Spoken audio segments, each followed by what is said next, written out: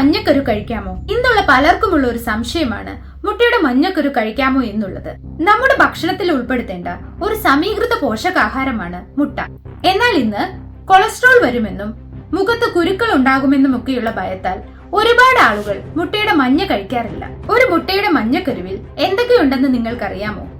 വൈറ്റമിനുകളായ A, D, E, K, അതുപോലെ തന്നെ B6, B12 എന്നിവയും ധാതുക്കളായ കാൽഷ്യം, മഗ്നീഷ്യം, ഇരുമ്പ്, സോഡിയം, പൊട്ടാസ്യം, സെലീനിയം, ഫോസ്ഫറസ് തുടങ്ങിയവയും ആന്റി ഓക്സിഡന്റുകളായ ല്യൂട്ടിൻ, സയാസാന്തിൻ എന്നിവയും അമിനോ ആസിഡുകളായ ട്രിപ്റ്റോഫാൻ, ടൈറോസിൻ എന്നിവയും ഒമേഗ 3 ഫാറ്റി ആസിഡുകളും ഒമേഗ 6 ഫാറ്റി ആസിഡുകളും അരക്കറ്റോണിക് ആസിഡുകളും ഇതിലടങ്ങിയിട്ടുണ്ട്.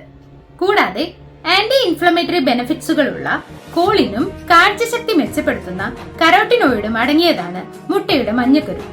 ഒരു മുട്ടയുടെ മഞ്ഞക്കരു മുഴുവനായി എടുത്താൽ അതിൽ ഏകദേശം 2.71 ഗ്രാമോളം പ്രോട്ടീനും 55ഓളം കാലറിയും 4.5 ഗ്രാമോളം ഫാറ്റുമാണുള്ളത്. മൊത്തത്തിൽ പറഞ്ഞാൽ മുട്ടയുടെ വെള്ളയേക്കാൾ പോഷകമേറിയതാണ് മഞ്ഞക്കരു.